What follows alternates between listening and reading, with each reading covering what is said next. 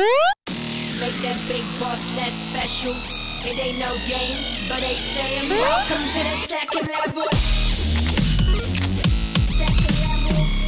Second level gaming. So my name is Tom, and next to me is Keegan, and next to him is Deborah. And me and Keegan host several podcasts, but also mostly we are YouTube users, but also a little bit of Twitch as well. We're partners on YouTube affiliated with Twitch. And Deborah is a Twitch partner. So I don't really want to talk much about myself, but I feel like because you two are going to be doing the primary of the talking here, that you should introduce yourself a little bit. So tell us about your background on YouTube real quick, Keegan. So my name's Keegan, as Tom said. I actually have been on the YouTube platform since 2006. That was pre-Google days. I used to run a very successful music channel back in the day. We had, I think at the peak, we had close to 175,000 subscribers on it. And that was back when like 1 million was the milestone. I remember when Fred, if anybody remembers Fred, that was a big deal. He hit 1 million. Don't remind me about Fred. That channel is now dead. But we started Level 2 2015, February 5th, 2015, if my brain is correct. And we've been doing it now for the last 3 years. And just kind of, I texted you one day saying, hey, let's do a thing on YouTube. And that's how it got started. Debs?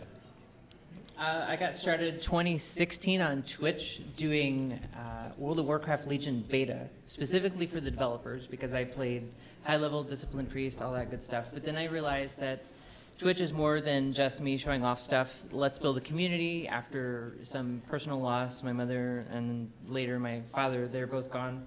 I was partnered in 2017, December of 2017, yeah, so it's like last year. We're sitting at nearly 11,000 followers, and yeah, I play a lot of creative games. You do a lot of City Skylines, a lot of Planet Coaster. Jurassic World Evolution. Oh, can't wait for that. It's going to be so much fun. Thank you so much. Okay, so before we start talking about what the poll actually involves, I'd love to take a quick poll in here. Who here uses YouTube primarily as their output? Hands up. Okay, About half. Thank you. And then let's go with Twitch. Who uses Twitch as their primary? It's not Get my, loud. not my It's primary. about half and half. It's about half and half. It's about half and half. That's great, because we're going to discuss why or which platform you should choose, and probably why both. Absolutely. So the whole goal of this, right, is that you have these two gigantic platforms, and yes, there are other platforms. We know that Mixer exists. We know that now Facebook has like Facebook Periscope. Gaming and Periscope. If There's so many of them. You're into that.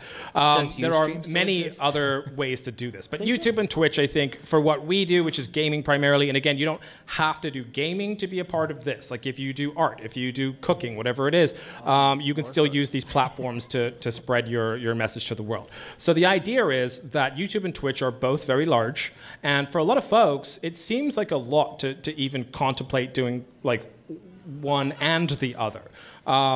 So you should probably start with one. And this is trying to sort of like help you get that idea and then move further on to where you want to go from there. So what we're going to be discussing today is basically some of the merits of YouTube versus Twitch, and then vice versa, which is what these guys are here for. And then we're going to sort of summarize it all together with like basically which one should you choose and why, based on various other deciding factors. And then of course we'll open it up to a Q&A session for all of you guys at the end. Does that sound cool? Awesome. Woo! Thank you. All right, so Keegan, you're the YouTube guy. I pretend really well. Yeah. So talk a little bit, if you would, about why you think YouTube is a good platform for creators, but let's specifically try and have a focus here. Let's focus on sort of, we'll start with search optimization. I think that's a good place to start. So search optimization, has anybody ever heard the term SEO?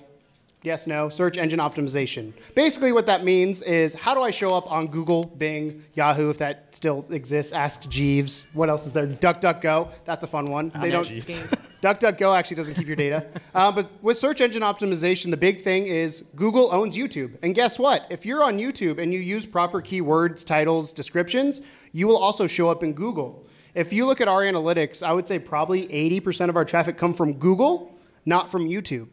That is when it's unsubscribed. If you're subscribers, we get it from the feed. But anybody who just happens across our thing, across our videos, is from Google. And that's because people use Google more than YouTube. So you have, I don't know the exact numbers, but I'm sure there's billions of searches done every minute on both platforms.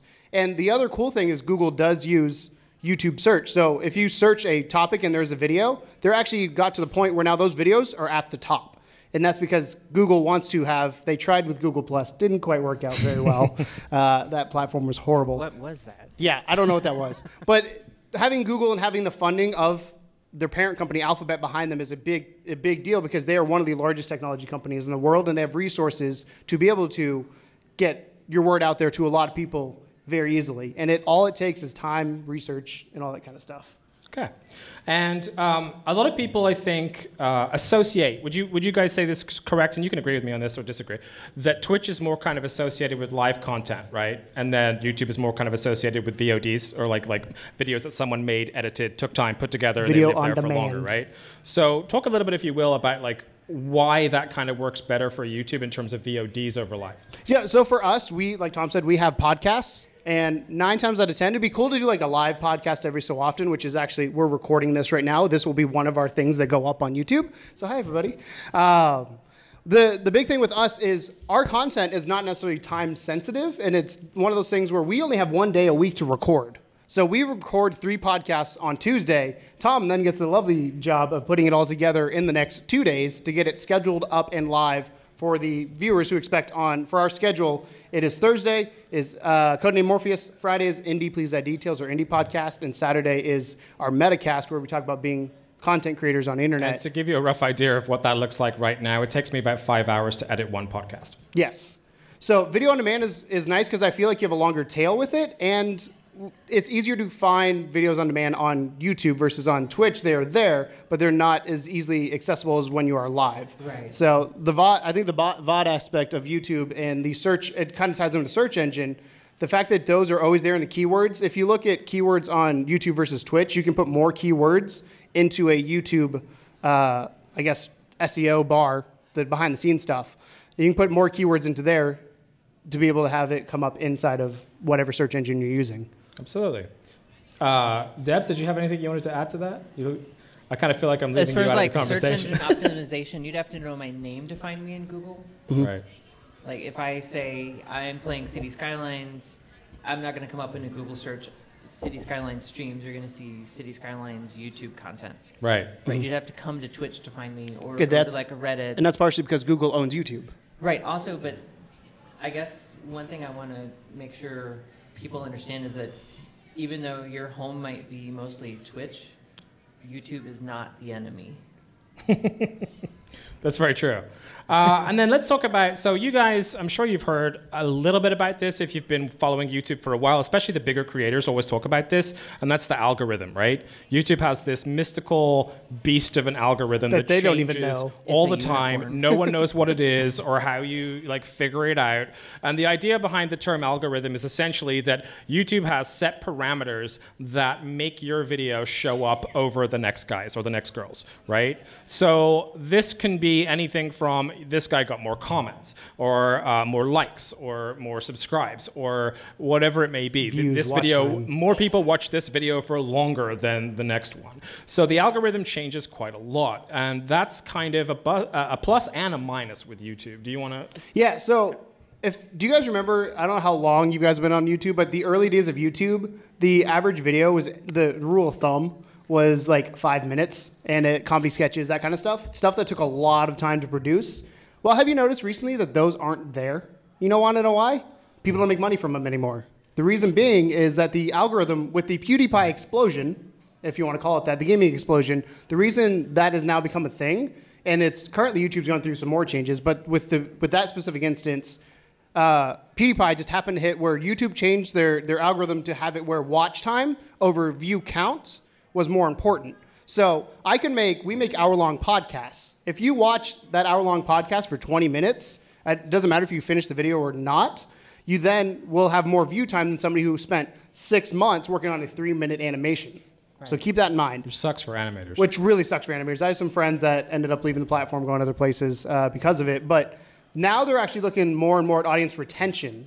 So how long do you watch a video and how many minutes is that person watching? So a good clue to where they're going to go. If you guys, have you heard of YouTube Red? Everybody familiar with YouTube Red? Basically, the way YouTube Red is, if you subscribe, you do $10 a month, and that percentage that the creator gets, you get no ads. The way the creator gets paid is a percentage based on how much you watch, your view time. But it's audience retention is calculated into that. So with YouTube Red, say you watch our channel for 50% of your watch time and you watch another channel 50% of watch time, we're going to split that $10. It's usually 4 and 4 because Google takes a cut. But if you watch, say you go in and you watch somebody for 20%, because they only have one video, you watch 3 minutes of their channel, then you watch a long form channel that has 4 hours that they upload a week, they're going to get more of the money than the 3 minute, even though you might comment, like, favorite that. So that's something keep in mind when you're looking at the algorithm and looking at where YouTube's kind of going. They recently just broke out Google Music and YouTube Red Music, or YouTube Music. I don't know what they officially called it. But I would look up their press release on that because it gives you some hints of where YouTube's trying to go. It's interesting as well, I think, when it comes to the algorithm, that you can be very set in your ways with how you do things on YouTube. And you get the carpet pulled out from under you. And then you can get the rug pulled right out from under you. And you could be like, okay, I've been focusing to do it this way. And then suddenly this creator has to, completely change the format of their videos or how they create content based upon YouTube and their mystery rules that no one really knows. YouTube doesn't even know them. YouTube is such a big entity at this point that you can go to somebody and contact them and be like, what's the algorithm? They're like, I don't know, 20 million people work on this thing. Right. I've it's a computer. never heard of anybody on Twitch having to do that. Yeah. Right. There's people like Phil DeFranco, huge Phil DeFranco fan. He's contacted them directly and said, can you explain what's going on? And literally his contacts are like, I couldn't tell you because I got to talk to X, Y, and Z, and they have a 15th of the story, and A, B, and C have, I don't know, a 10th of the story. So it's a bunch of somebody moving somewhere pieces. Knows. What's up, Witch Mercy? How you doing? Hello. So the other thing, the last thing I want to kind of talk about, sort of specific to YouTube right now, is the fact that if you were to ask your parents if they'd heard of YouTube or if they'd heard of Twitch, which are they more likely to know? YouTube. YouTube, exactly, right? So it has this kind of this attachment to the zeitgeist. In the fact that it's so big. It's just everyone knows YouTube because Grandma knows YouTube. Grandma knows She may YouTube. not know what it's called, but she's seen videos on it knows before. There's There's like a cat how-to on videos, YouTube. and there's so many other things on that platform. It's like synonymous with like the Facebooks of the world and things like that. Whereas Twitch is very much The more niche Facebooks. than that. It The may not be YouTube. niche for your generation just say the or our generation, but for some generations, it's niche.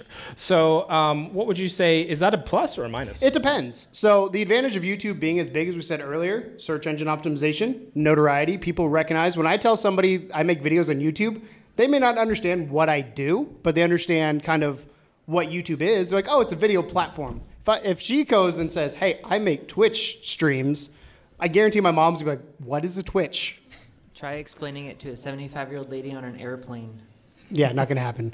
But the disadvantage to being so big is there is so many creators out there that are trying to do YouTube. Again, I've been on the platform since 2006.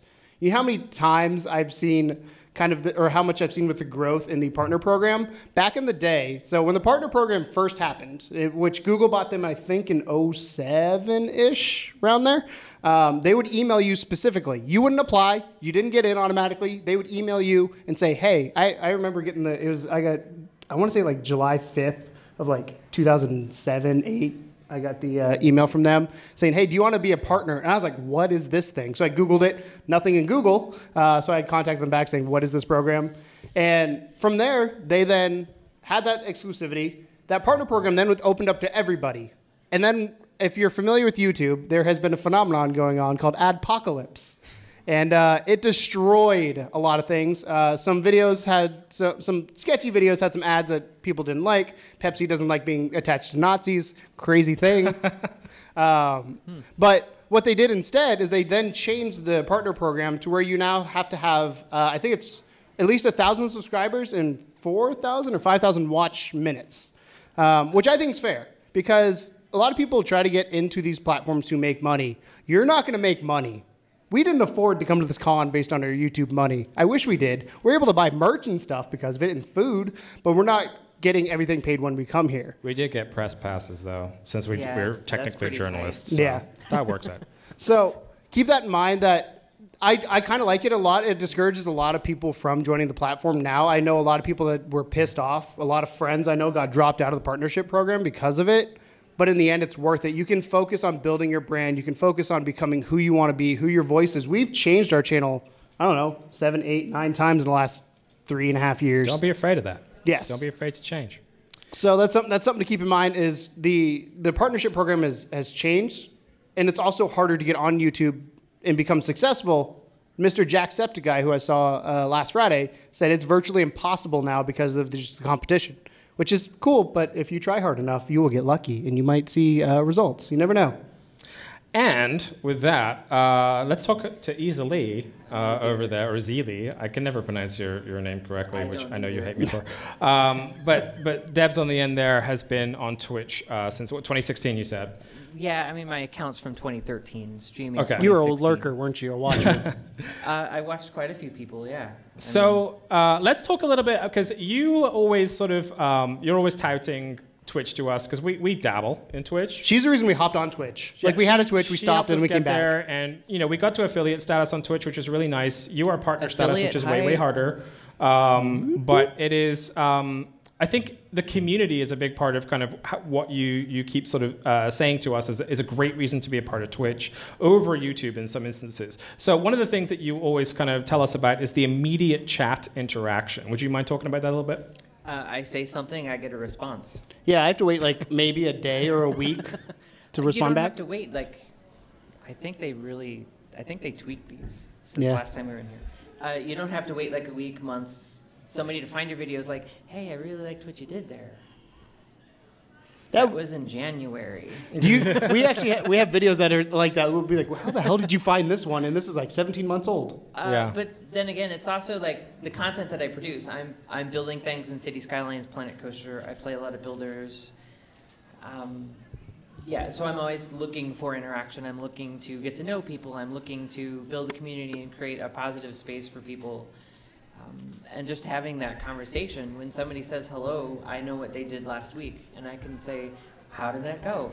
Happy birthday, because I know their birthday, right? So the interaction and then the community kind of ties into that.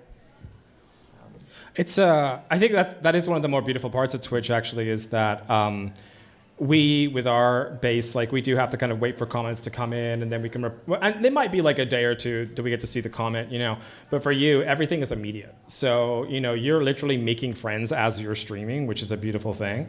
I'm jealous. I don't have any friends. Well, when you go to like PAX West and your restaurant is all of your friends, right? It's like, whoa. And there's a lot of there's not that many like YouTube meetup communities, but I think every single big city in America has a Twitch meetup. Yeah, we're all from St. Louis. There's a Twitch St. Louis that we even go to, even though we're not technically, there's we're on also Twitch. a Twitch Indy.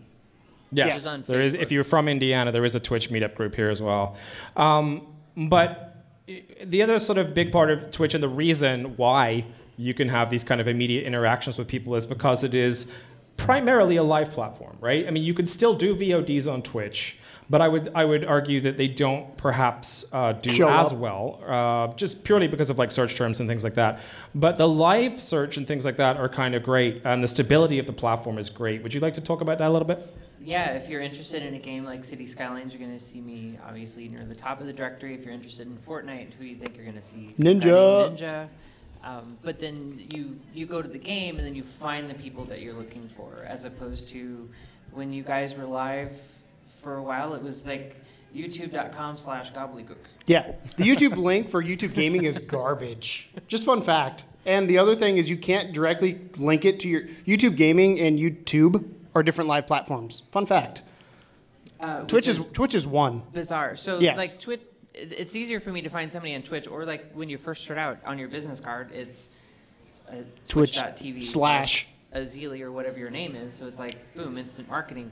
YouTube, hey, I'm a YouTube creator. You have to hit 100 subscribers, get a unique URL, and hope to God it's not taken. Well, how do you do that if you don't know how to begin? Exactly. Attend a bunch of panels everywhere? Yeah. Yeah, it's just like, it's easier. That's how I found some of my best friends. Oh, you play City Skylines too? I want to talk to you. The other thing about, particularly, because we talked a little bit about communities being tight-knit and everything. I think we covered that a little bit. But I think the landing page for Twitch is more interesting as well. When you go to YouTube, you can customize a couple things. Like you can have your little banner or whatnot, and that's great. Channel trailer. Channel trailer is always fun. Very important. Ours is way to see that. But with Twitch, what are some of the examples of things you can do there? So all my sponsored links, the affiliate links, all of that stuff is just right there. Rules of the chat room, like, hey, don't be a jerk. Be nice. Thank you. Be nice, play nice with others. I'm right. I don't care whether you really are right. I'm right. It's my stuff. I'm right. That's it. You could, your bio, like there's a spot for bio on YouTube, but you can't. You don't see, so the bio like an on YouTube about. shows up when you search, but when you're on the page, you have to click about. And that's weird because that's where everybody's schedule is, but you have to click to go to the schedule. But panels. You can add fancy graphics, which lends to branding. The panel ability on Twitch is amazing. I'm envious of anybody who gets to do panels. I suck at them, but they're the customization, the third-party You plugins get to I do found. panels from the first day. I know, but I'm saying like the customization of it versus YouTube. Like on YouTube, we don't have panels. We have. You can make a playlist that No, looks you like have everybody playlists else. filled Yeah, with stuff. that looks like everybody else's. There's no customization when it comes to the way it looks or branding. I'm figuring it out. I have 100 and something videos on YouTube, but Mm-hmm. it's like, this is garbage. It's mixed together. So Twitch is generally a more highly customizable platform in terms of what you can do with your homepage.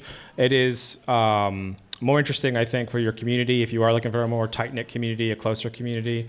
But really what it's going to boil down to for you guys trying to decide between the two platforms, or both, is kind of depending on a variety of factors. So the first factor, I think, and the most important factor, honestly, is frankly just time. How much time do you have in a week to record videos? Does anyone want to answer that question for me while we're here? Just can I see some hands up of how much time you have to record videos? You look like an interesting gentleman. Like How much 5 time do you hours. have to record videos in a week, would you say? Yeah, Anybody with, yeah. Who's got less than 5 hours? 4 hours or 4 so? hours. Okay. Who's You, sir? got- A little more Yeah. than 4? Claire? How many people here have a full-time job and or are students? That's Okay, about there you go. 100%. Yeah. That's one of those things, like, we have full-time jobs. We have one day a week, which happens for us to be Tuesday, that I get to go to this guy's house in his basement, Uncle Tom's touchy basement. And we get to record 3 podcasts. And that's what we've determined works for us. We tried for the longest time to do other things and figure, I've been at your house one time from 8 a.m. to probably 9 p.m. and your wife hated me. You got to bought keep us that in pizza. mind. She loves That me, was good. but she hated that day. So keep that in mind of how much you have to not only record, but then for YouTube, there's a whole nother section that you got to worry about. Yeah, so I mean, when it comes to your time in general, right? Let's say, Debs, how long do you stream in a day? Well, she streams a lot. She's a lot. She's Answer the she's question. a unicorn. Well, I stream twice a day, Monday through Thursday, starting at 10 a.m. Eastern, and then again at 8 p.m. Eastern. But you do not have another full-time job, correct? Twitch is my full-time Yes. job. And But you stream a heck of a lot in a day. Yes. And yeah, you stream multiple days. I accidentally stream sometimes 15 hours. 15 hours. That's an accident. I tried. It's always to, an accident. So okay. In my defense, my day is structured: stream, eat, Sleep. record, dinner, stream, sleep. Rinse, And I repeat. spend the weekend with my husband. Right. All right. So that's her job. I don't get to record. And she does that a lot. And that's a lot of dedication to put into that. But on the flip side, you don't have to do that. Like, you can say, I want to do Twitch and I want to stream 2 hours a week and I want to do it from whatever time to whatever time on Saturday. You have to remember with Twitch, though, because of that tight-knit community, how you get tighter to that community is how often you're there for them. Because you are going to be the linchpin of their day in some circumstances. You You're have to be making on the friends. air. Those people are there to see you and they want human interaction.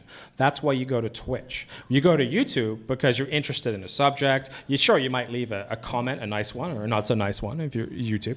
That's what the but block you're button's there for. more so for whatever the material is as opposed to who is presenting the material in most instances. The other kind of weird thing about YouTube versus Twitch when it comes to which one you should lean on is, can you edit?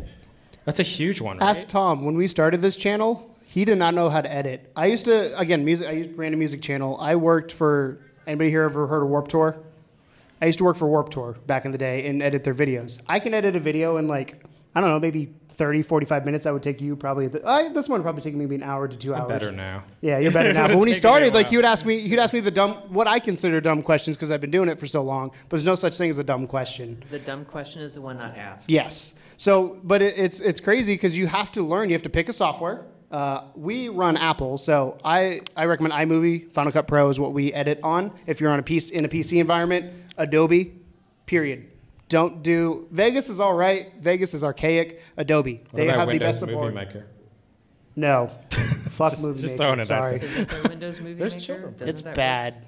It's So yeah. Either So way. I mean, editing is a huge part of it, right? Because if you're on Twitch, you don't have to edit that much. You can. You can do highlights. Debs has pointed out to us multiple times that with OBS and things like that, your capture software, you do have the ability to kind of like chop and change it and do little highlights and edits and put them all together and that kind of thing. But for YouTube, if you are really making a VOD, you're making a video that you want to stand out some, you really need to know how to edit a little bit. You really want to be able to kind of have like an intro and an outro and put some text on there occasionally and, you know, kind of have a basic understanding of how to edit videos. It doesn't have to be good, like crazy good. There's so much free software out there and so much free training out there. If you have an Apple Store near you, iMovie is free and Apple Store does free tutorials on how to use it. So that's a really easy way to learn to edit right off the bat. The other thing I was going to say too with editing, because it's intimidating. It's probably the one thing that people don't realize they need to know until they do it. You don't have to be fancy. Like we just did an overlay for our podcast where we have all these cool things going on.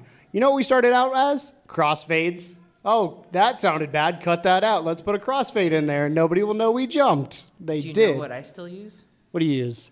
Dissolve. Yeah, cross dissolve is your favorite. It'll fix anything. And then, of course, one of the bigger questions to ask yourself, so you got your time. How much time do I have? How much time can I commit? Can I edit? Could I learn to edit is another part of it, because that's going to take some time too. And then also, do you really prefer being live or would you prefer being recorded? Do you make mistakes? Do you swear? Do you say stupid stuff all the time? Our like lovely friend Claire in the audience here was telling me earlier she's petrified of using Twitch because she's worried she's going to say something bad, No, use it. right? Use it. Which Trust me. I'm sure you won't. It'll But get- at the same it'll get time, clipped. it's like it's a real You'll fear be that fine. like when you're just like spouting off at the mouth and you don't really have time to comprise your thoughts. Sometimes you might say something that's going to be live and live on the internet Or forever. if you're me, you forget to mute your mic when you do a bathroom break and the whole chat's laughing because they heard you peeing in the toilet and you come back, you're like, what's going on? Keegan And I was did like, pee on a live stream. Yeah, I peed on, not on a live stream. They couldn't see, but you could hear it. And I was like, why is everybody laughing? And one of our mods was like, yeah, you forgot to mute your and mic. everything. Yep. It was terrible. Oh my God. So Yeah. Let me teach it's you how to clipped. use It's So It's that's a definitely- big part of it too, right? Because some people also don't have that energy for that amount of time. If you think about a live streamer, like if they were just kind of like hanging out playing video games, occasionally like looking up and saying, "Oh hey, so and so in the chat, what's up, man? How's your day?" Like no one's gonna hang around for that person because they're not They're giving all you ropey. energy. They're not giving you anything back necessarily. It's a one-way street at that point. You may as well watch anybody else play that game. So there's a certain level of energy that honestly you can forget that you need when you're recording. When you do YouTube, like me and Keegan, before we start recording, we're going to take a few minutes to ourselves to kind of like hype ourselves up and be like, okay, it's I crack go a stupid time. joke usually to just He get cracks you a loose. stupid joke I have or a passes question. gas or something, and it's just Shut up. like we just get in this mind frame that we're like, okay, let's go, and then it's a performance, but it's a recorded performance. So we know if we're sucking that we can just go like, you know what, that wasn't a good take. Let's do it again.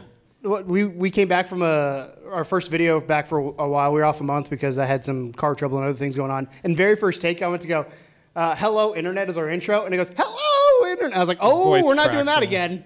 Take two. So we can always do a goodness. take two Yeah, with it YouTube. was That's wonderful. something that if you're at all nervous about having like a back out, I guess, of you not putting the most energy in or being able to kind of take your time to hype yourself up, if you're on Twitch, you really have to be on all the time. You have to be on 24/7. And if you are doing live, don't worry if something goes wrong. Something will go wrong at some point. There'll be it no goes wrong audio every time. Yeah, there'll be no audio, no That's- chat. There'll be something going on, and It's my first day every day. just go with it. I When things made a don't joke work, of it. This thing is like not in my face. When things don't work, it's kind of my first day on Twitch. Like, how are you partnered? Don't worry about it. Don't worry about it. I still don't know what I'm doing. It's my first day. But So- I have to do that ritual. Like, if you guys were coming in and you saw me, like... Oh, you were fooling jamming, about- dude. Oh, 2 songs, Under Pressure and Living Under Pressure. I didn't know have that's to the play songs you were them. listening to. I thought you were listening to something else. I but have got to play them. she was dancing around the room before this panel listening to those songs in her headphones, and that's a ritual, and everyone has that. But that'll keep you going, you know? Mine is grab a giant thing of Red Bull and hope to God my heart doesn't stop. The other thing, the last part before we open it up to Q&A here, is really, why not both, you know? I mean, if you have the time, and even me and Keegan, right? Like we said, we have one day to do our YouTube stuff. And luckily, I have an extra day to help with the editing and things like that. So it takes me a little while, but sure, I can get through it and I can edit a couple videos. And we'll have some live content We going have staple up content. to YouTube. Well, my advice Uh-oh. would be to still record and then to randomly do a live stream. But when you record, make sure you tell people that your Twitch exists. That's good. But Keegan does try and do that to the best of his abilities, where we have our consistent schedule, which is a huge part of whichever side you're going, YouTube or Twitch. Consistency is always king there. But also, Keegan could just like one night go, you know what, I'm going to live stream tonight. I just got a key from a developer. You got a key for Omen Sight. I don't know if any of you guys have played that yet. Just came out of Wonderful PS4. game. And we got a key for that. So he live streamed it. He had a great time. He finished the whole game. And then because of the live stream, he got to talk to the developer. And because we have this other platform that we do, which doesn't involve us live streaming and actually involves us interviewing people a lot, we got an interview with the developer. So that's different content on the same thing. And the it other all thing, works together. The other thing I've noticed too recently, I'm really bad at this because we're primarily YouTube. We just started Twitch, probably late last year, earlier this year. Into it. Yeah. I've gotten, if you're on one platform or the other, like she said, let them know. I make a video now when I'm going live. I'm sure you see a lot of your YouTube people who have moved over to Twitch be like, hey, I'm live playing such and such game in 10 minutes or now, depending on when you're watching this. Come hang out. That has helped a lot when it gets getting people moved from one to the other because if people don't know you're live, they're not going to show up. And for us, people get notified on YouTube when we put a video up, which is the same time every day. But when we go live on Twitch, outside of like we have a Sunday stream at 9 p.m. that is guaranteed unless something crazy happens, that's going to be it. But other than that, we don't really have a schedule on Twitch because we're still trying to figure out how it works with our creation on YouTube as well. We don't want it to interfere with that. So we're still very much figuring Twitch out, whereas Debs has it on lock. Yes. But she's trying to figure out YouTube. So it's kind of a nice two-way street going on right now. Is there anything any of you guys wanted to add before I open it up to Q&A as far as your personal platforms of preference? Debs? No. I mean, my personal preference is Twitch, but I'm using YouTube to grow Twitch further. Like I'm using YouTube's SEO specifically to drive traffic to YouTube over to Twitch. And we do the opposite. We go from YouTube to Twitch. One of the things, if you are YouTube, this is something you're going to want to look up. It's called TubeBuddy, TubeBuddy. It lets you help with search engine optimization. It shows you how words rank. And for us, one of the things we do PSVR. Did you know that if you do PS space VR, it's more likely to show up in search than if you do PSVR as one word? Why did you tell them that? How many here own a Secret PSVR? Ah, damn it. Yeah. All right. So with that being said, we know you guys probably have a lot of questions. At least I hope you do. Last time we did a panel, we were here last year. We did the struggles of a small YouTuber and how to overcome them. We had a lot of success with that, but we had no time for questions. So we left a little bit of a bumper here for questions for you guys and for whatever you want to ask. So you have until like 3:50 to pepper us with whatever questions you want to. Hands up, and then I'll pick whoever, ask your question, and you can direct it to YouTube or Twitch, basically. Or both. Up here, or both if you feel like it. So who has a question? No. Yeah, you, sir. Go ahead. Mm-hmm.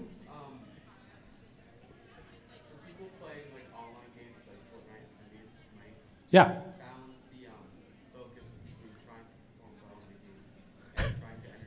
That is a wonderful question. You can be bad for and those be who didn't entertaining. hear it, I want to repeat it for the camera for later. For those who didn't hear that, he said, how do you balance being good at the game and interacting with people at the same time? We're not good at games. Well, there's a couple ways. You Go can ahead. have like Nightbot is free, Ankabot is free. Those are bots you can run, and you could have a timer that says, I'll get to your question in X minutes. Or as you're playing the game and you're speaking about what you're doing, like I'm going to go do this because this is what I think they're doing, and I'm going to position myself to catch them that. Thank you for chatting. I'll answer that when there's a second. You know, as you're speaking, you're also entertaining. Mm-hmm. But I purposely had to stop playing World of Warcraft on stream because I couldn't focus on both. And if you could focus on both, then bravo. Yeah. But most, like if you look at a smaller channel, and I'm saying anybody who averages maybe 20 to 30 would still be a small channel, not just like in the getting started step. They're highly focused on chat, and they're going to soon realize that they're not going to be able to play their game unless they stop focusing on chat. Because if you look at like the ninjas and everybody else. The big guys. They don't read chat. They just don't. Dr. It's Disrespect. not a thing. They'll stop when they're like in the matchmaking phase, and then people will pelt in questions, or like you'll watch a speedrunner, for an example. A speedrunner will not look at chat because they're focused on getting that time. And when they make those marks, chat explodes with GG. Mm-hmm. And it's just a culture that they've built, that I'm not going to read chat, and they've been like that from the beginning. And if you maintain that, and if you're doing something like speedrunning or try hard, like we have one that says Keegan's in try hard mode. It started with The Division. I don't know if anybody's played that game, but that takes a lot of focus because you get a lot of bullet sponges. So we were playing. We actually weren't high enough level for it at this point, but we did one of the hard campaigns before we finished the story campaign. So we went to try hard mode, and at that point, the chat knows we will get back to them. Like she said, like whenever it's done, that could be when we die, which was in that case happened a lot, or it could be when we finish the mission. And then the chat gets super excited when that's done because they know you're trying so hard to finish your objective in that game, and it does help with them because they're cheering you on. It's funny because I think a lot of times in those moments, the chat, like I live streamed Super Mario Brothers 3. I've never beaten the game in my life. I was in World 8 on it, and I was like, oh, guys, I can't do it. I've died like 12 times in the last world. I was like, I can't do it. They're like, no, do one more. And the whole time the chat was like, dude, you got this. Right. And then I wasn't really paying attention to them because I was trying not to die and look like an idiot. But I got it, and the whole chat just exploded. Like it was just a stream of like, oh my God, yes, this happened. Like it's a fine balance. One of the things I actually told him this week is like, even if it's just glances in between things, like when you're playing Fortnite, a lot of times there's a lot of times where things aren't happening. You're running from point A to point B. Even if you just glance and have it, like our chat literally is right next to my gameplay. So I just look over, I can see it, okay, back. If it's longer, if it's something I need to delve into or maybe think about, I'll be like, hey, I see that. I'll come back to it in a minute when something less intense is going on in this game. Yeah, I think communication is key, is what they're saying. Basically, like, if you know that you've got to try hard for a minute, then just tell people, hey, guys, I'll get right back with you, but this guy is really annoying me, and I got to kill this sucker real quick. So, and as long as they know that, then you'll be fine. The glancing thing is super useful as well. Like, there are moments, and Fortnite is a prime example, when you are like, okay, we're half a map away from everyone else. I know I'm in a canyon. There's no one around. For the next 20 seconds, I'm probably safe. So hopefully, as you're running, you only have to hold a direction on the D-pad or whatever to run, right? So you can just like glance over, they're playing console, glance back, and then answer a question if you have time. If you don't, just be honest about it. Be like, guys, I'm sorry, I'm not paying super attention to chat right now, but I really have to focus. And they'll understand for the most part. They're there to watch the gameplay, and they know that you're going to have moments like during matchmaking and stuff where you can actually full-on chat with them. But it also depends on platform too. Take some extra minutes in matchmaking to like debrief. When you say something like, how did I do? What do you guys think? What can I do better? Ask them for feedback because they probably like to play the game. They also make you better at video games, I've learned. They will tell you when you screw up, but it also teaches you. Like we stream a lot of Overwatch because that's what game all of our friends have. And it doesn't do the best when it comes to numbers, but numbers don't really matter, honestly, in the end. And one of the things is I've had people come in our chat and be like, hey, have you tried this? I'm like, oh, I didn't even know that place existed. Horizon Lunar Colony, I don't know who here plays Overwatch, but on the second point in Overwatch, Horizon Lunar Colony, there's a widow's nest back in the corner. I played that game for 2 years before I realized there was a thing back there that you could stand. No, I didn't. I had no idea that was up there. And one day I got shot. Did you know you can sit on the rafters at the top too? Yeah, I did that. Just checking. I learned that from Overwatch League. But things like that. I had somebody in chat tell me that. Like, I was like, where is that coming from? Like, did you check the back left corner? I was like, there's a back left corner? All right, I'm going to ask more questions. Does that answer your question? Excellent. Sir. Mm-hmm. Yes, sir. But is there any like content or projects that you're like you didn't want to post because you were afraid that your employers might? So That is a wonderful question, and yes, I'm going to Yeah. repeat it for the camera again. So the gentleman asked that we have full-time jobs. Is there anything that we didn't want to post because of our employers? So we won't say where we work. We can say. It's whatever. No, I don't want to say it. Okay. I don't want to say it. So we can't say where we work because of reasons, because our employer doesn't want us a lot of times to say where we work. But I'll just say we can't do mobile games for a reason. It's a large fruit. It's a large technology fruit company. stand that may or may not make devices that we have on the table right now. Yeah, but basically, prime example. Here's a really good example.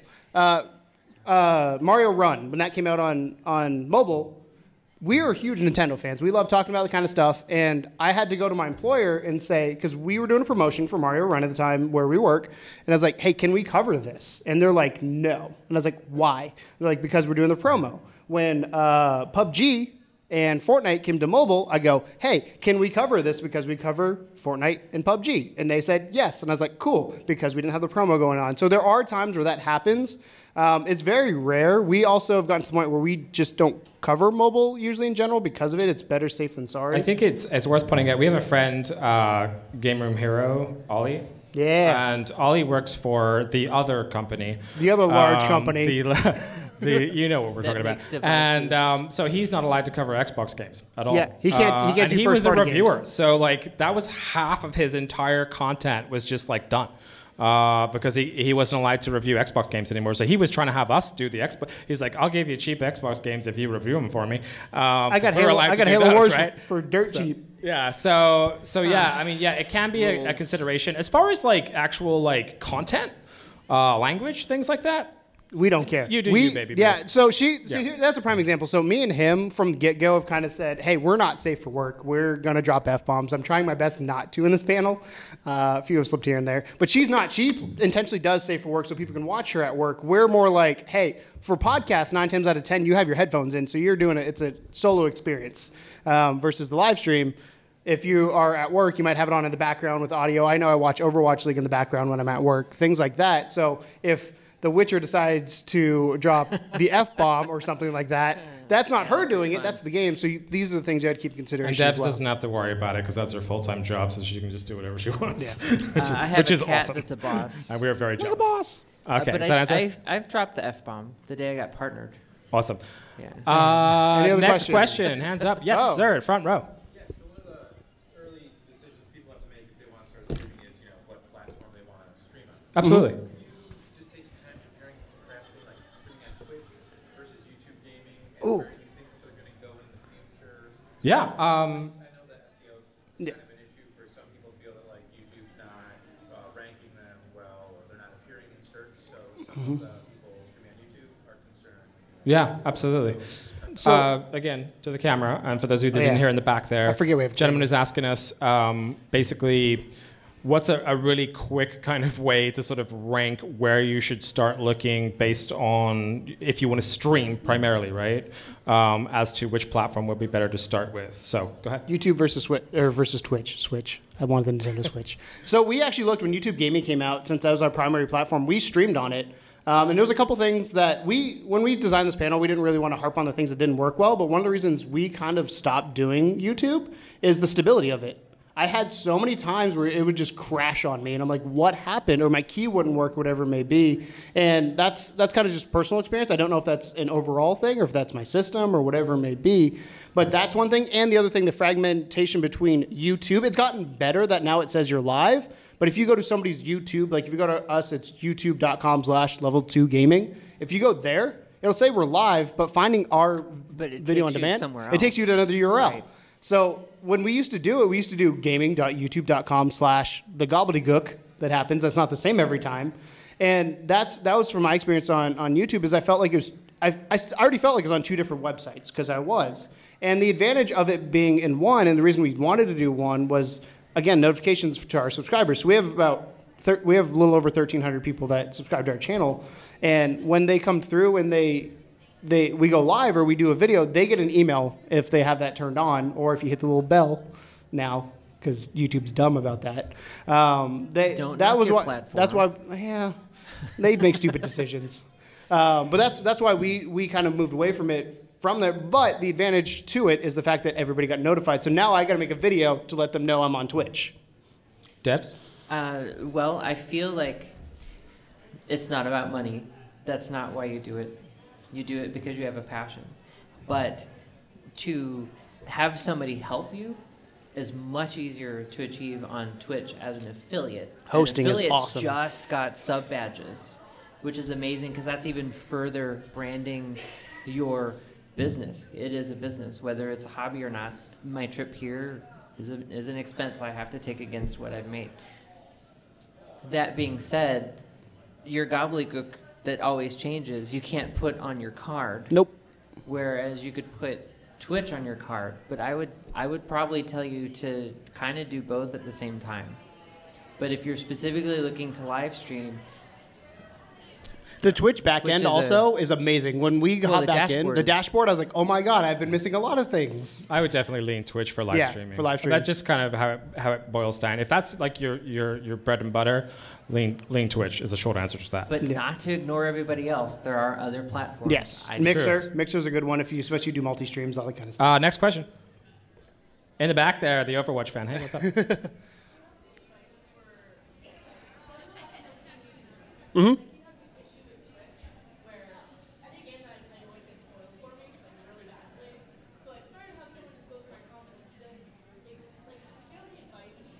For spoilers?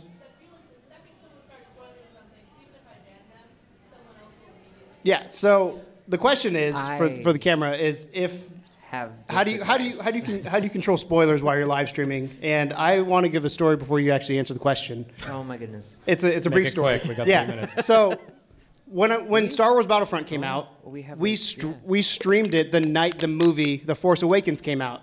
Guess what? Spoilers. So what we ended up doing is we actually put a delay on the chat. So I got spoiled. I don't care if I get spoiled because I know the risk going into it that may happen. I don't want it spoiled for everybody else. The other advantage we have is mods or keywords. So that night we specifically would block out certain words. Right. Use that to block stuff out. So it doesn't even show up. So we had one. Has anybody here not seen Force Awakens? I'm going to do a spoiler. Oh.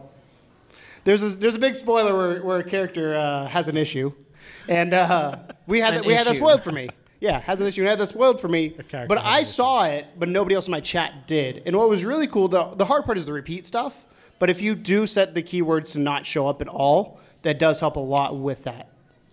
But if you set it to a 6-second delay and you have a moderator that has seen it, or you make a rule, no spoilers, you're going to get purged, you're going to get banned. Yeah. I might love you, but get out. Yeah. Do you have a friend that is consistently always watching you stream? the right next to you there? Make her a mod and you make can sure make her she a can see mod, it. and then just like completely like control the situation. Yeah, we have anytime anything like that happens, boom, on it. We have a friend. His name's Blue Moon Gaming, and he has been part of our 24-hour live streams where we will be completely exhausted at 18 hours in, and somebody will say something that we don't deem appropriate. Our two rules, I guess, on our stream: don't be racist and don't be an asshole. Pretty easy to do, right? You would think. It's not. The internet loves to troll you, and we'd have Blue come in, and we have certain words that are banned, but Blue would come in and immediately see stuff. And you would trust that person over time to kind of make them aware of what is appropriate, isn't appropriate. And certain times we will allow spoilers for certain things. So we are talking spoilers like Star Wars 2 months later. We're like, okay, we can talk about this. But that is something to keep in mind that it's up to you, and make sure you have a good mod team behind you that'll help you do it, and those bots that auto ban certain words. There are some nasty, nasty words that get thrown around on the internet. Yeah, it's really just about using bots, using your friends, and using the delay, the keyword stuff and delays. Those are the best way to stay on top of it. You're never going to completely erase it, but you can do your best to minimize it. Is that good? Okay, we got time for one more. Right at the back there, you're going to have to yell. Streaming software and lighting. What would we recommend? Yes. We might need to take that to the hall. Oh, we should be okay real quick. We got Go like a minute. quick. Streaming software-wise, for video capture, we use Elgato. We do. It's pretty popular. Debs, what do you use? So if I'm playing a platform, so PS4, I'm using a Magewell capture card.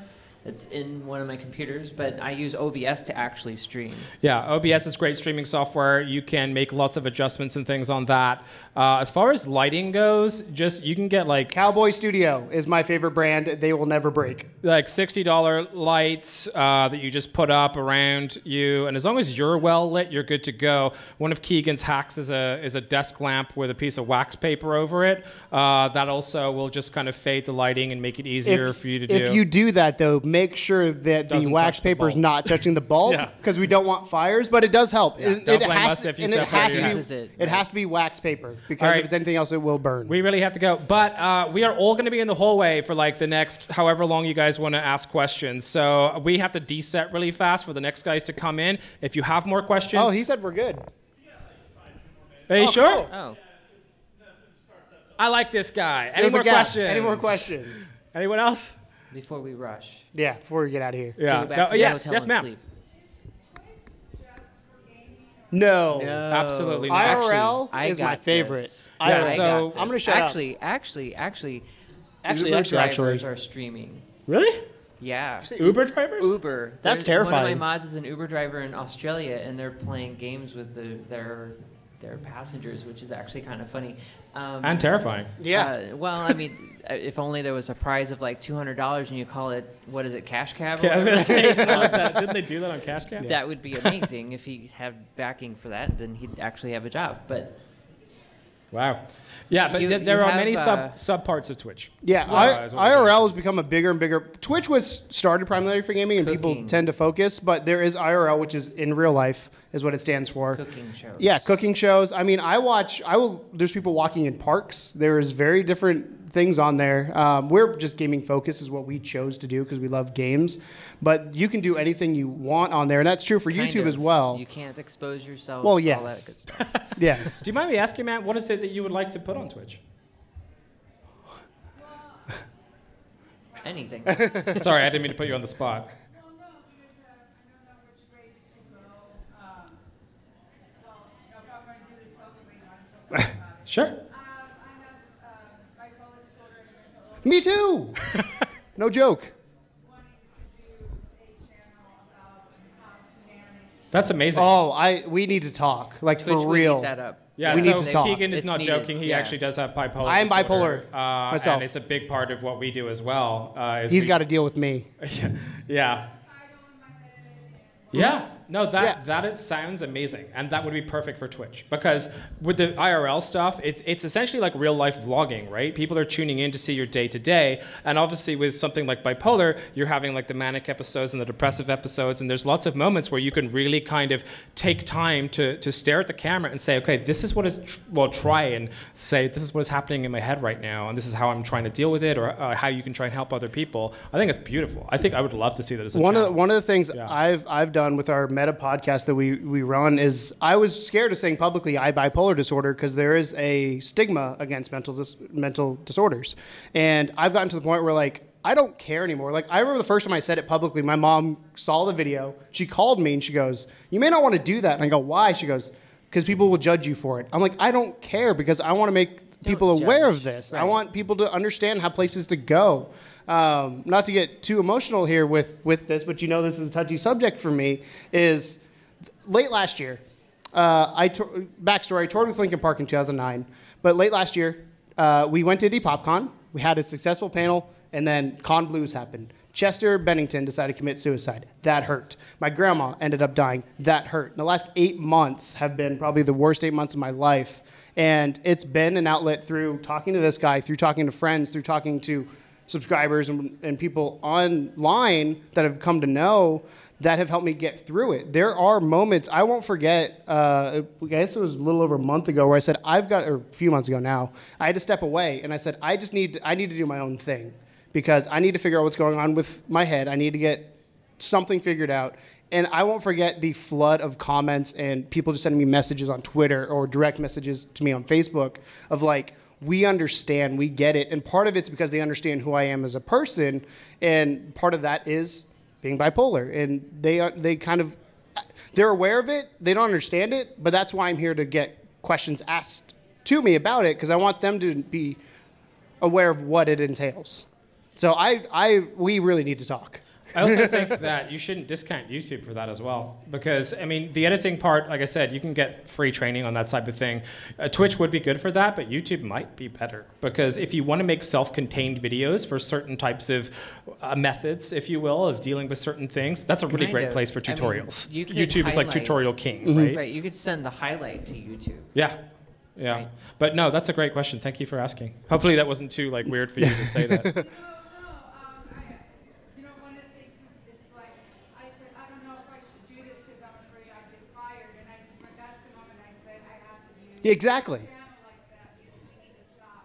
Right. Stigmatizing Exactly. people and worrying about Exactly. being fired. And Yeah, what's exactly. really funny for me, where we work, when we started out, people didn't understand like our video thing, and then I came out, and a lot of people, I told a few people at work I was bipolar. Like, this guy knew for years that I was, but there's other people that don't know. And once I made it public, it's like people that come out as gay. It's a huge weight off your shoulder to just like say, hey, this is a thing that I am, and if you want to educate yourself, fine. If you don't, I don't know if I really need you in my life. And the amount of people that come out to me since that, because of the podcast, and that's not even a focus of our channel, but it's just a byproduct of what we do and who we are, that people have come and understood what I go through in my head, which is a terrifying place sometimes, but it's also like a roller coaster ride, which is a lot of fun because it has some really high highs.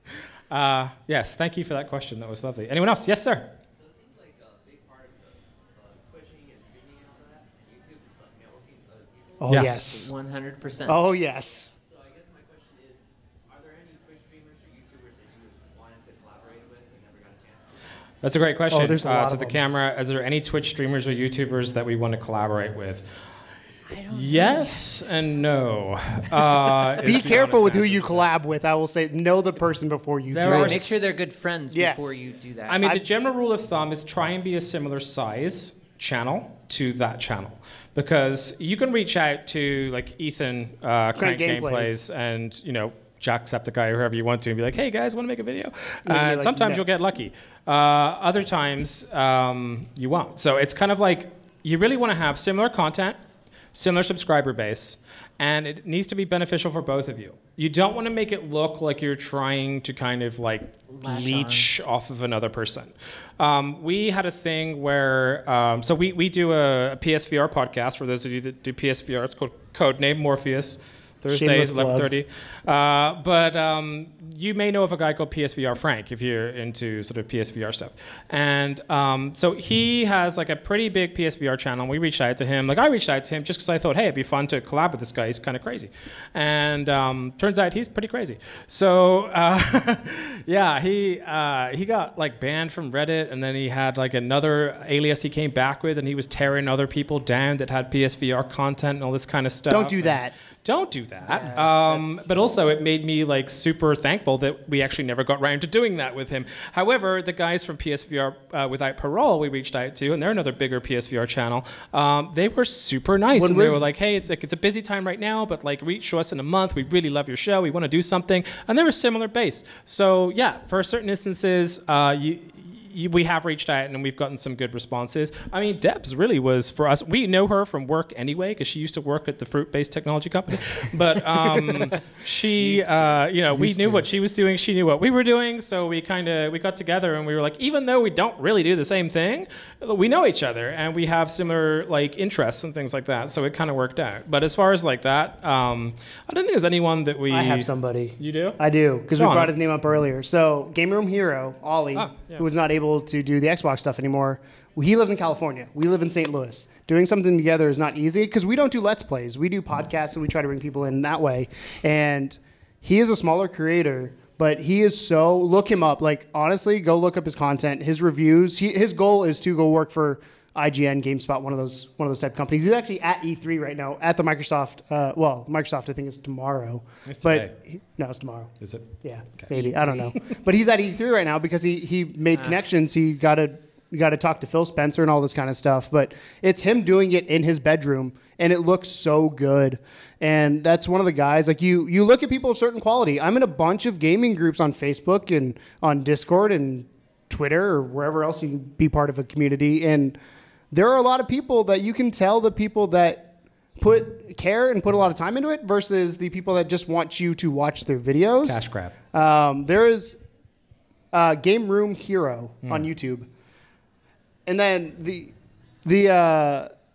one of the things from the gaming group I've learned. So when we started out, like everybody else, you start with the number 0. You start with 0. And when we joined one of the Facebook groups called Gamers of YouTube, which I highly recommend, it's kind of fallen off a little bit recently, but it's still a good place to ask questions. We were I think we had 50. Because I remember going to 50 to 76 because we posted a picture of our setup on Instagram, and everybody fucking blew their minds for no reason. But yeah, sorry. But now we went from 50 in that group to 1,300, and it's a lot of smaller creators in there, and a lot of people are now asking us what we did because we've passed many people in there, and that's not to be like, oh, look at us, we did this, because we're still tiny. I mean, Ethan, who's going to be right across the hall in like 10 minutes, has 600,000. So keep that in mind. Tiny. Yeah, you're tiny. I'm you have tiny. 11,000? Yeah. Yeah. So keep that in mind, like when you're looking to collab with people, like Tom said, similar size, but at the small level, the more important thing is to understand who the person is behind the channel and make sure they stand for the same stuff you do. We had a few times that we don't allow people back on the channel because they've done something stupid and the videos don't go live or whatever it may be. It's like you said, it's our channel. We get to choose what goes up, and don't be afraid to tell somebody, hey, that's not going to happen because of this, and have those tough conversations. They suck, but they are worth it in the long run. Be friends first. Yes. So you could feel out whether or not they're Be friends first, get benefits second. Right. Yeah. I mean, I've had collaborative projects with other broadcasters where we built a Planet Coaster Park together, and we all brought different elements to that build, and we made a masterpiece that we sent to Frontier, and Frontier was like, oh my God, this is really good. But we can only do that if we could actually have a conversation with each other and not be all up in each other's business. Like, why did you build that there? And how come you don't have X viewers? And like, you have to be a friend. All of the friends that I've made, we've kind of risen up each other. And 4 of us were partnered in December. When you say community is not just the people that watch you. The community is the people you associate with on your platform. Right. And it says a lot about your character. Thank you. I would agree. Does that answer your question? Good. Any more questions before we get out of here? Are we allowed to ask more questions? Guy at the back with the green shirt? One more? Everybody else got a Who wants to be the last question? And it's okay if you don't want to ask a question in front of everybody. You can catch us in the hall. That's true. Yeah. Claire, do you want to ask a question? Yay! Go ahead.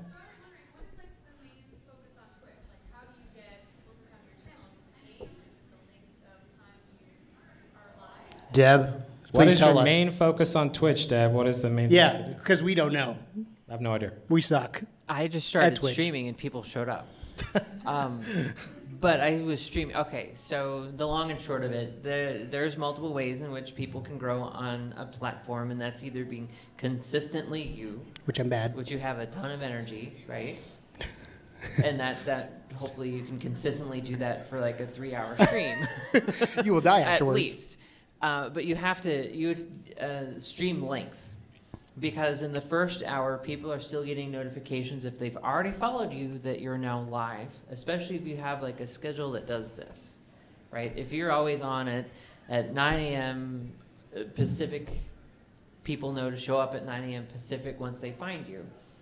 Second thing is for new people to find you in order to pull up from the bottom is your people have to show up, which is about an hour.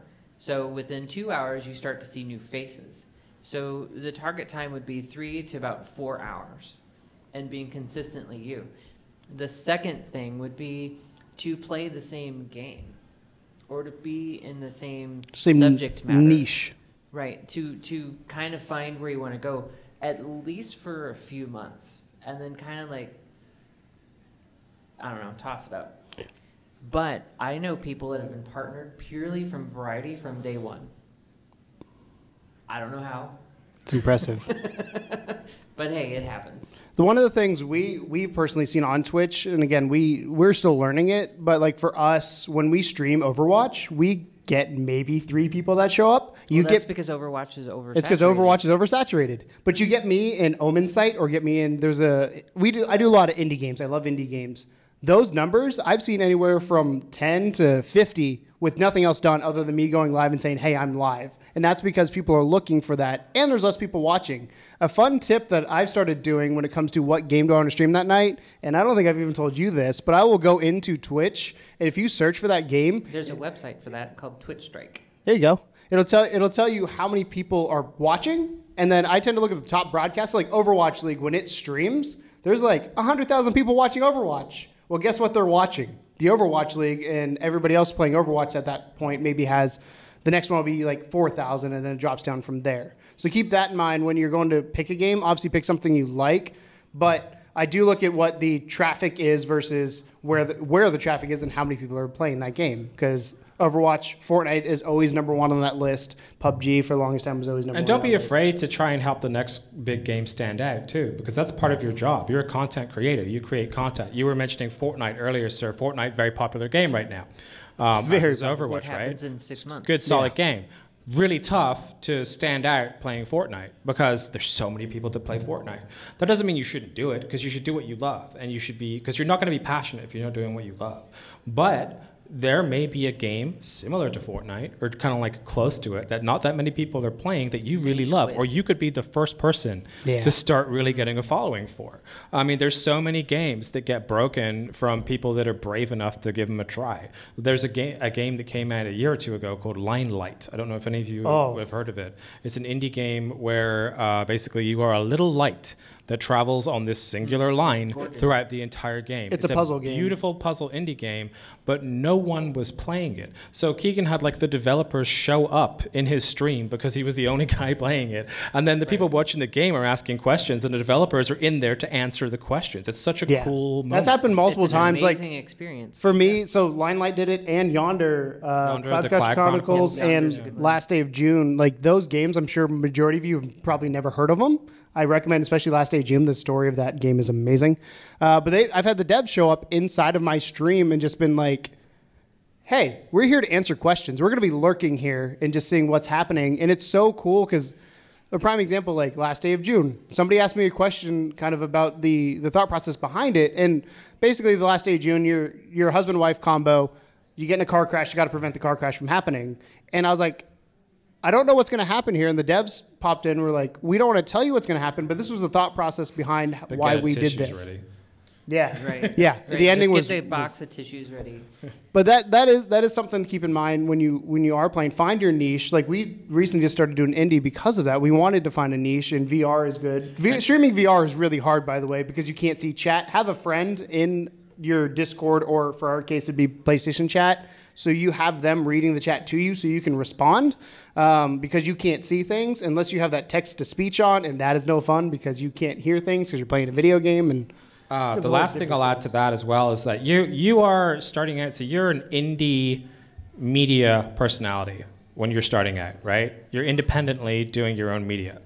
And you have indie developers who literally don't know how any part of the content creation business works. Go talk to the ones out on the out here right now. Go make friends with them, because they want you to play their game on a live stream just as much as you want people to watch someone playing a live stream. So the more niche and independent the game, the more likely you are to have extra people watching and following. And especially early on. It's just kind of this beautiful synchronicity that happens between indie developers and indie content creators, because none of you really know how to do it. And so when you start working together, then you start getting these better numbers for both of you, because their game's getting showtime and you're getting stream time. And then they're giving you keys to give away on the stream. And you're like, what happened? Keys to indie games, and then maybe the guy that makes this indie game last year suddenly makes Fortnite next year. And then you get a free key to the beta, or whatever it might be. A prime story with Omen Sight, like you mentioned earlier, I found them through Stories Path to Destinies, which was one of their first console games that they did. And then Omen Sight came out, and I was like, oh, let me reach out to them. And then, as Tom said, showed up. And then we had this working relationship already, got the interview for the developer. I know some information that I can't make public about Omen Sight because I have a relationship with that developer that goes back 2 years, 3 years. And it's quite cool to good? Cool. It's quite cool to have that information just from the sheer fact that, like, I'm not going to spill the beans, but knowing what's coming makes me super excited about the game to tell other people to go play that game. play it. I love the base experience, and it's a free DLC that's coming. That's about all I can say. It's a free DLC coming, and I'm super pumped for when that happens. They haven't even released it and all that kind of stuff. But Basically, you don't ask, you don't get. yes, what it that's boils down to. we got this panel because we asked. We got a panel last year because we asked. We get a lot of things because we asked. Worst thing they're going to say is no, and you're in the same spot you started in. True that. All right, so we're going to leave the questions there. If you do have more, we'll be in the little hallway area there for a little while. We are level 2 gamers. That's the number 2, gamers.com. We have business Ezilii. cards here. Yep. Go ahead, Ezilii. Ezilii, twitch.tv/EZILII. If you want to see her There are build cards cities and roller coasters and things. Thank you so Frostpunk much, Survivor everybody, Wars. for Oh, this being guy. here and listening to us like meander on for a really, really long time. We appreciate it. We love you guys. Have a great rest of your con. Enjoy. Enjoy Indy Popcon. It ain't no game, but they saying welcome to the second level.